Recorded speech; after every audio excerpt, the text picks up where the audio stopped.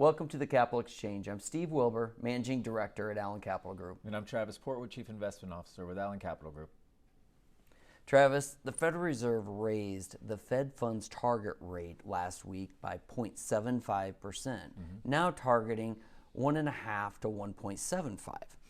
So that hike was the largest hike since 1994. It's been a bit. It's been a bit.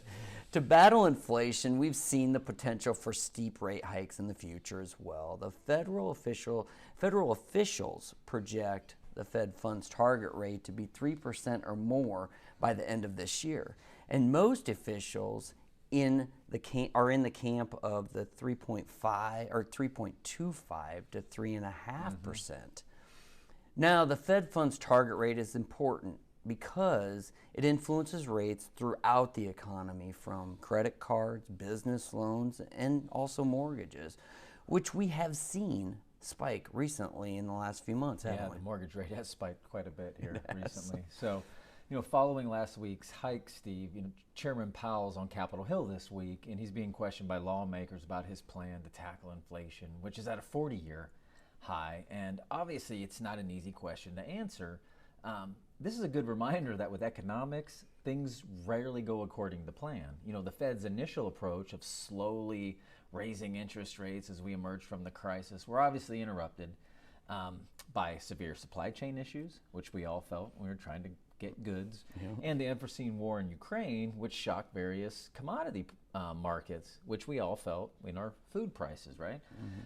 Economists, our economies are complex systems, and they have infinite unforeseen risks and traps lurking around every corner.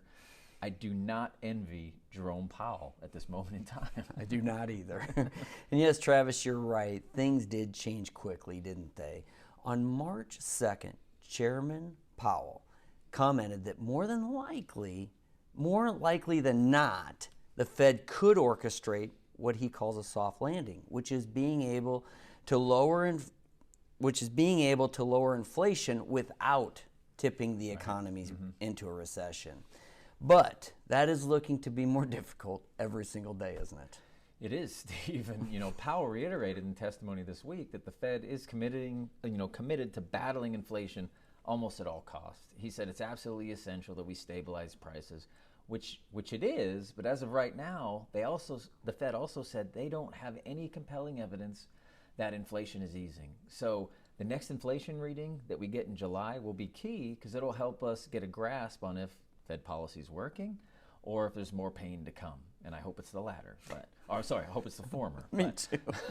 Powell also changed his language in testimony this week, indicating that while it's obviously not the Fed's objective, a steeper climb in rates could provoke a recession, and he no longer uses the term soft landing. So economists are now projecting anywhere from a 40 to 50% probability that we move into a recession in the next 12 months. Timing a recession is impossible, but the probability is increasing every day that we do experience one. Yeah, so Travis, the stock market this year has had a negative reaction to this climb in interest rates as investors are wrestling with what comes next in the economy. Yeah, Steve, Ben Graham said, in the long run, markets are a weighing machine, but in the short run, they're a voting machine. Yeah.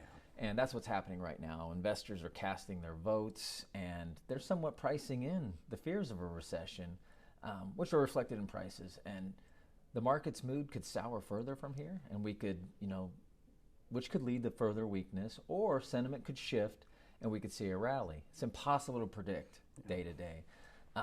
So don't try and time the market. I mean, look at last week's video to understand that. The damage that you can inflict on yourself by trying to time the market is severe if you just miss a few days. Just missing a few days can impact your long-term returns to the negative side quite easily. So. Yeah, that's true, Travis. This has been great. I look forward to it next week. Look forward to it as well. Thank you for watching this week's Exchange. To make sure you don't miss out on future discussions, please follow us on social media. Make sure to like and share our videos, and we'll see you next week.